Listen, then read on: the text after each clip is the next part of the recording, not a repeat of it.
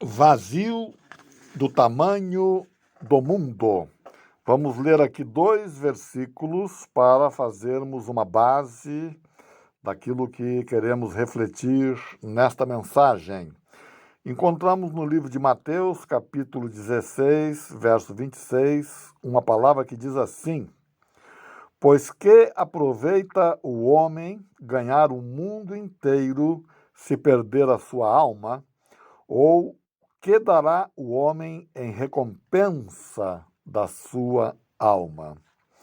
E em Isaías 40, verso 15, está escrito o seguinte verso: Eis que as nações, para Deus, né, são consideradas por ele como uma gota de um balde e como o pó miúdo das balanças. Eis que ele levanta as ilhas como uma coisa pequeníssima. E ainda em Números, capítulo 14, verso 30, não entrareis na terra pela qual levantei a minha mão, que vos faria habitar nela, salvo Calebe, filho de Jefoné, e Josué, filho de Num. Isso aqui significa o remanescente dos 2 milhões que saíram do Egito, somente estes 2 entraram em Canaã, Josué e Calebe, 1 por milhão. Se alguém quer saber o que significa remanescente na linguagem de Deus, é essa aqui, 1 por milhão. Saíram 2 milhões de adultos do Egito e 2 entraram em Canaã, dos nascidos no Egito. E uma outra consideração que quero fazer: você sabia que 70% da superfície do planeta Terra é coberto por água, mas que apenas 1% de toda essa água é adequada e acessível ao consumo humano? A maior parte dessa água, 97% da água disponível no planeta, é salgada, e ela está nos oceanos e mares. E somente 3% são de água doce, mas que não estão completamente acessíveis. No final das contas, apenas 0,5% de toda a água do planeta pode ser usada para consumo humano. 70% e mais ainda, 72% do nosso corpo é composto por água. Então, eu quero fazer essa comparação, quero deixar aqui esta comparação para mais adiante nós vamos nos referir a alguma coisa com relação a isto. Eu tive um amigo, um conhecido há muitos anos atrás, que sempre dizia para mim e para a minha esposa de que ele tinha por nós um amor do tamanho do mundo. E eu sempre fiquei olhando para esse homem, um homem muito difícil. Ele já havia fracassado em vários relacionamentos e ele estava bem doente. E ele queria que eu fosse conselheiro dele. E ele sempre dizia: o meu amor por vocês é do tamanho do mundo. Mas não precisou acontecer muitas coisas para que ele realmente mostrasse quem ele era. Ele não tinha amor nenhum, era um homem muito difícil e muito mundano. Rapidamente ele mostrou quem era na primeira oportunidade, e o tempo se passou. Ele havia ficado doente e eu havia aconselhado que ele deveria mudar. Eu havia falado de Jesus para ele, evangelizado a ele e pregado várias vezes, mas ele não mudou. Olhando a vida das pessoas que são vazias de Deus, nós podemos observar que elas buscam todo tipo de subterfúgio que o mundo oferece para preencherem o vazio que está na sua alma e o vazio que está no seu coração, de sorte que é impossível preencher o vazio que está na nossa alma e no nosso espírito com o que está no mundo.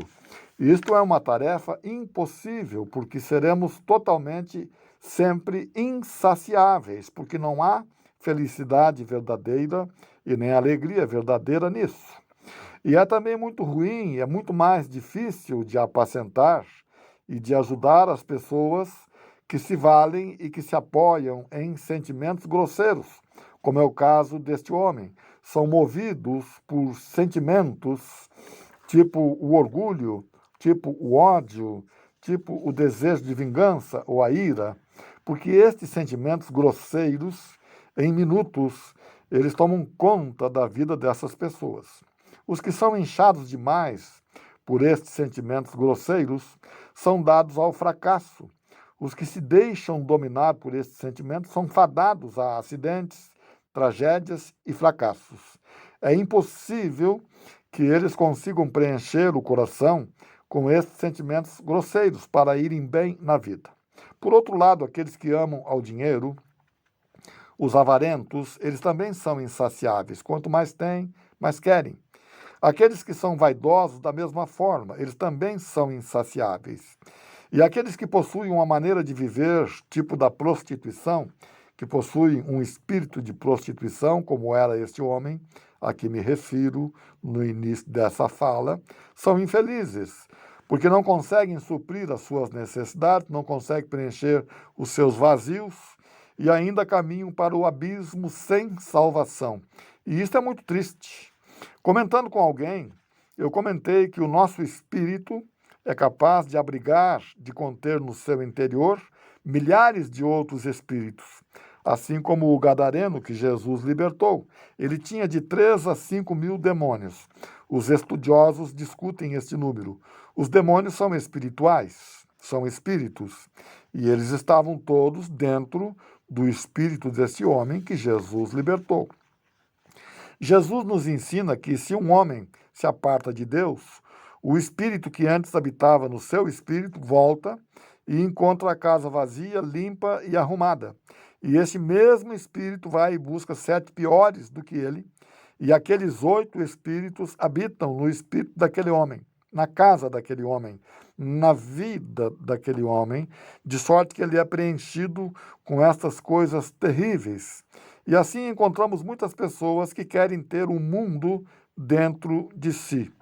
É possível que aqueles que não tenham a Deus em seus corações tenham o mundo dentro de si, sejam preenchidos por todas estas coisas. Assim como falava este homem, um amor do tamanho do mundo. Mas aqueles que buscam a Deus devem saber que Deus é maior do que o universo que ele criou e em que estamos mergulhados. O planeta Terra é comparado pelos astrônomos a uma cabeça de alfinete no universo. A Terra é comparável a uma cabeça de alfinete no universo. Assim como toda a água que está na Terra e que é potável, é comparável a uma gota de água que cai de um balde cheio. Assim é toda a água potável que está na Terra, uma gota que cai de um balde cheio. Quando nós buscamos a Deus, quando nós preenchemos a nossa vida, o nosso vazio, com o que é de Deus, e Deus é muito maior do que o mundo, e o mundo então não tem espaço para entrar no nosso coração, não tem lugar para entrar, porque Deus é maior do que o universo, mas ele é capaz de estar abrigado dentro do nosso coração. Ele é capaz de preencher todo o nosso coração, aqueles que o buscam sinceramente. E esse amigo dizia: o meu amor por vocês é maior do que o mundo. O mundo é pequeno, mas o mundo pode preencher um coração, mas Deus é maior do que o mundo. Ele criou todos os mundos e ele criou o universo e ele pode habitar dentro do nosso coração. Ele pode ser esta gota d'água que representa toda a água potável que está na terra, toda esta água boa que está na terra. Ele pode ser esta gota d'água dentro do nosso coração e pode preencher a nossa vida somente com o que é bom, porque ele é bom. No caso do mundo preencher o nosso espírito, a nossa alma e o nosso coração, nós são somente para aqueles que têm olhos para o mundo, porque aqueles que fazem assim, eles vão ficando grosseiros, eles vão perdendo a sensibilidade, eles vão perdendo a inocência, eles vão perdendo a flexibilidade de mudar quando erram. Quanto mais nós nos afastamos de Deus, mais nós perdemos a sensibilidade. Quanto mais nós nos aproximamos de Deus, mais nós nos tornamos sensíveis e flexíveis e obedientes, amorosos e cuidadosos com o Espírito Santo de Deus que está no nosso coração, que está aqui para nos ajudar, aqueles que fizeram uma aliança com Jesus. Quanto mais tivermos de Deus, como o domínio próprio, como a temperança, como algumas características do Espírito Santo de Deus, na medida em que convivemos com Deus, nós vamos assumindo todas as características do Espírito de Deus, do Espírito Santo de Deus. É semelhante a um casal que vive junto 40, 50 anos. Eles ficam parecidos, eles vão se assemelhando cada vez mais. Cada vez eles ficam mais íntimos ao ponto de saberem o que o outro tem no seu coração. Assim é o Espírito de Deus dentro de nós. Assim acontece com os que andam com Deus. Quanto mais anda com Deus, mais recebe de Deus e mais podem dar de Deus aos que o cercam. Isto é maravilhoso. Tendo este conhecimento, é notório que todos deveriam querer andar com Deus, mas não é o que notamos, não é o que acontece. Deus conhece a alma humana e ele nos entende perfeitamente. E ele é paciente e ele espera até que a dor do mundo, do vazio, da ausência de Deus, nos conduza a ele. Ele procura inicialmente nos atrair com as cordas do amor. Mas quando demoramos muito para entender este chamado, Deus permite que as cordas da dor hajam sobre a vida dos homens, mas é para que se voltem para Deus e para que tenham a salvação eterna. Este é o amor de Deus para com a humanidade. Deus nos ama para que todos venhamos alcançar a salvação, mesmo que tenha que ser pela dor. As tristezas e as buscas da humanidade produzem este vazio que se estabelece na alma humana e no espírito humano, mas Deus pode preencher este vazio. O que ocorre é que o nosso espírito pode ter um enorme vazio, então devemos buscar a Deus para preenchê-lo. Os avarentos preenchem este vazio com dinheiro, os ciumentos com a cobiça do que é dos outros, os orgulhosos se enchem de si mesmos. A melhor receita é encher-se do Espírito Santo de Deus. Um vazio do tamanho do mundo é menor do que Deus, porque Deus é maior do que o universo. Somente Ele pode preencher o nosso vazio.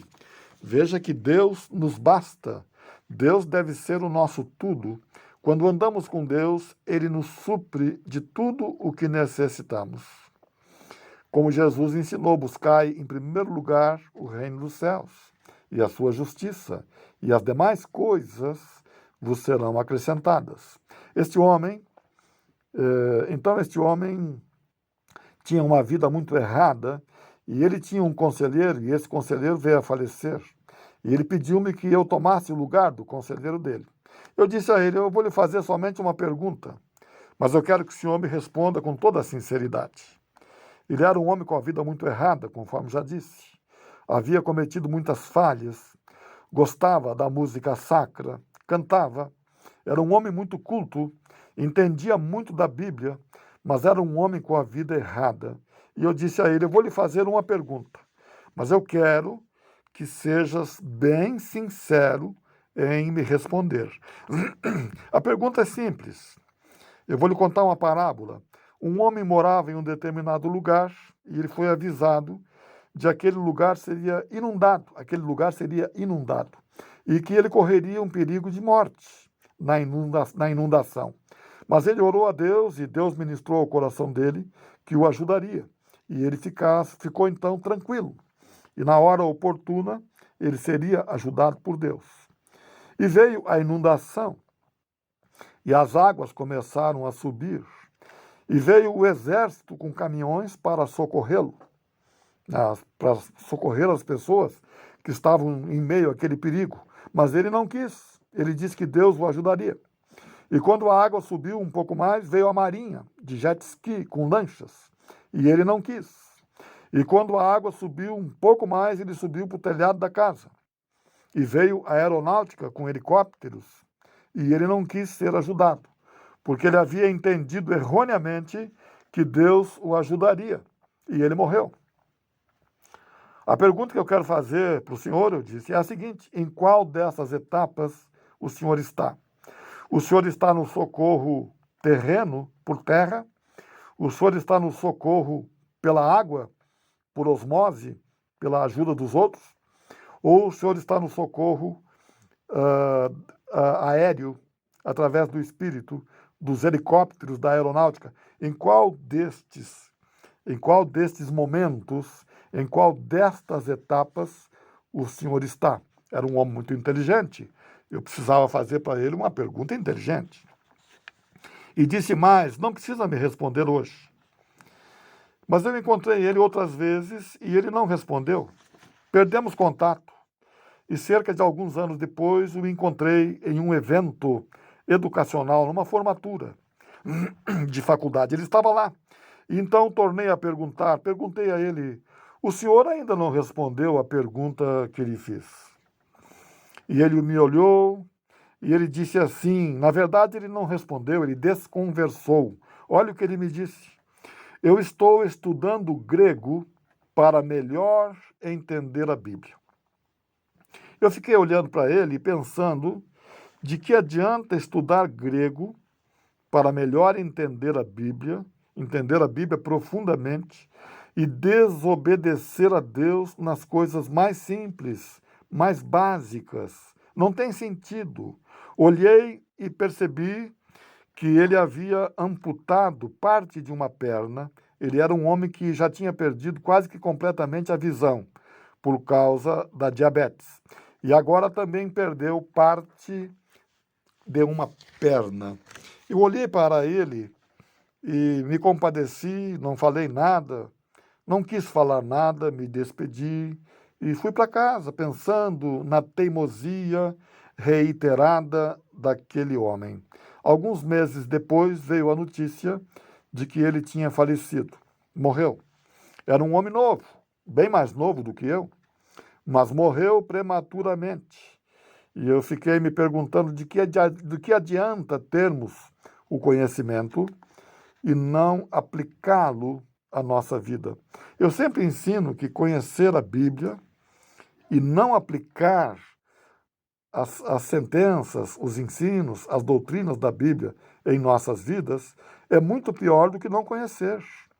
Na ignorância, até poderemos ser perdoados, mas estarmos cientes de que erramos e não nos corrigirmos é muito grave diante de Deus.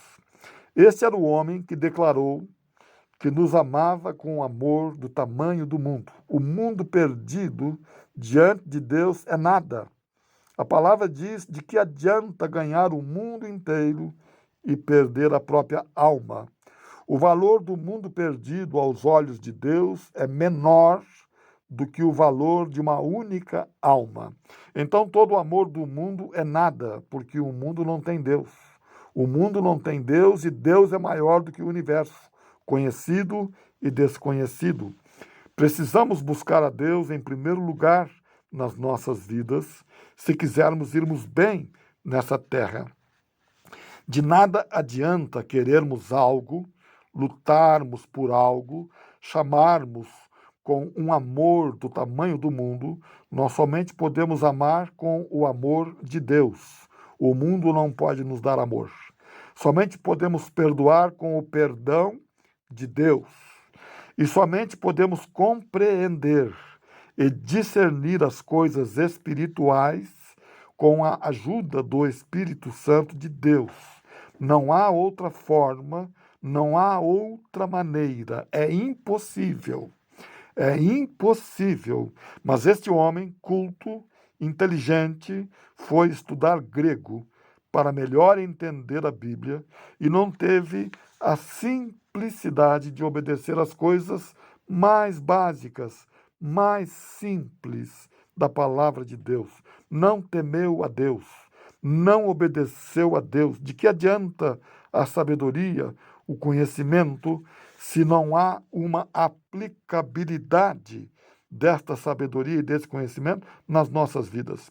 Eu conheço pessoas simples, sinceras, que do pouco que ouviram da palavra de Deus, temem a Deus e obedecem a Deus e honram a Deus. E essas pessoas são honradas por Deus. Algumas nem sabem ler, mas as ações delas para honrar a Deus são contundentes. Essas pessoas vão bem na vida. Elas criam seus filhos no temor e na obediência a Deus. E eles vão bem, elas vão bem em todas as áreas das suas preciosas vidas. Um ouvinte mandou uma mensagem de voz no celular, porque ele não sabe escrever e não sabe ler. E ele queria saber como é que ele poderia ajudar na obra de Deus. Mas eu não posso escrever para ele. Então eu mandei uma mensagem de voz para ele, como que ele poderia ajudar na obra de Deus. Veja o que nos ensina Salomão, e acontece com muitos, assim como aconteceu com esse homem. Deus criou o homem reto, mas ele inventou muitas astúcias. Cuida então do teu coração, para que não se corrompa com o mundo ou com os que são do mundo. Procure conviver com os que são do bem, com os que são de boa fama e com os que são de Deus. Olha o que está escrito. Olha o que está escrito em Eclesiastes, capítulo 7, verso 29. Eis aqui o que tão somente achei, que Deus fez ao homem reto, porém eles buscaram muitas astúcias. No jardim do Éden haviam muitas árvores, mas haviam duas árvores em especial: a árvore da vida e a árvore do conhecimento do bem e do mal. A humanidade deveria fazer um caminho de regresso e buscar a árvore da vida, que é Jesus. Mas muitos optam por buscarem e por viverem do conhecimento, da ciência. O conhecimento é bom, quando antes dele tivermos o temor de Deus e obedecermos a Deus. Sem esta premissa de temer a Deus e de obedecer a Deus, vamos de mal a pior. Podemos ser os mais inteligentes, os mais cultos, os mais abonados, os mais ricos da face da terra. Seremos nada diante de Deus, porque nossa alma está perdida, porque a preenchemos com o que é deste mundo e não com o que é de Deus. Que Deus te abençoe, que você possa acordar, você que está dormindo, você que ainda não entendeu, você que olha somente para o mundo, que somente crê naquilo que é aparente, naquilo que é material, naquilo que está materializado, que você busque conhecer a Deus e ter fé e crescer na sua estatura espiritual.